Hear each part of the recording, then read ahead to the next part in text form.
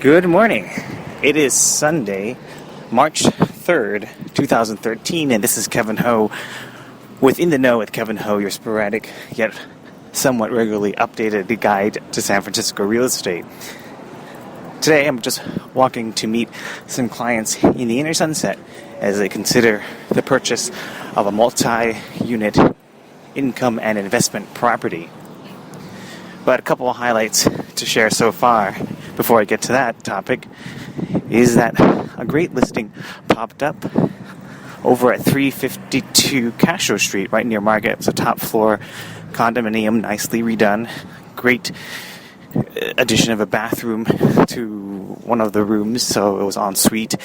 Another clever use of a hillside that allowed a bridge from the top floor over to the pitched garden on top, so you just had a direct bridge. It was kind of cool.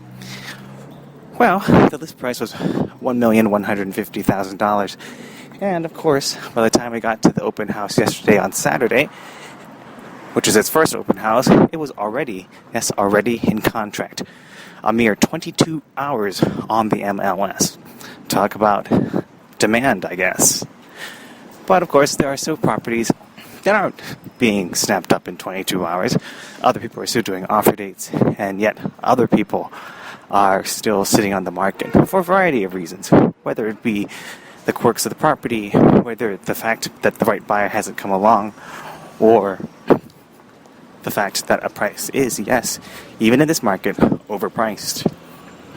Well, speaking of this market, investment properties are turning profits these days with rents going out of control.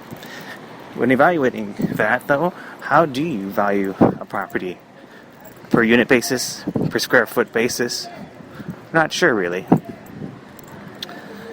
One of the metrics that I found out today is that the capitalization rate, the cap rate approach, where you take the total price of the building and then you divide it by its monthly, I'm not sure if it's money, but anyway, you divide it by its net operating income, less all expenses, property taxes, insurance, mortgage payments, and whatnot.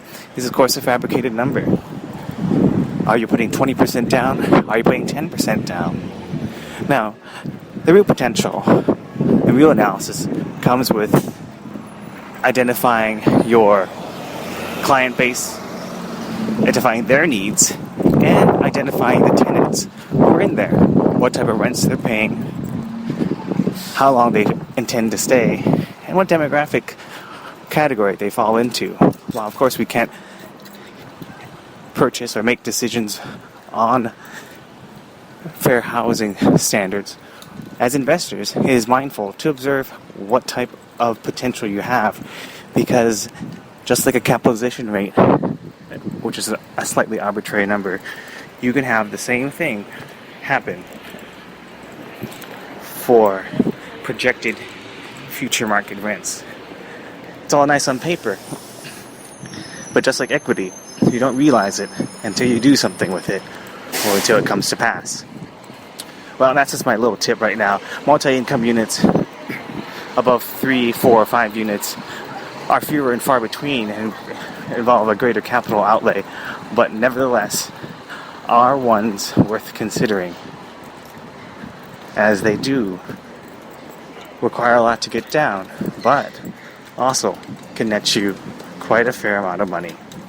Anyway, I'm headed off and arriving to my destination now in a very busy and sunny inner Sunset district. It's Sunday, March 3rd, 2013, and this is K.Ho. Check more out at www.kevho.co and follow me on Facebook and Twitter.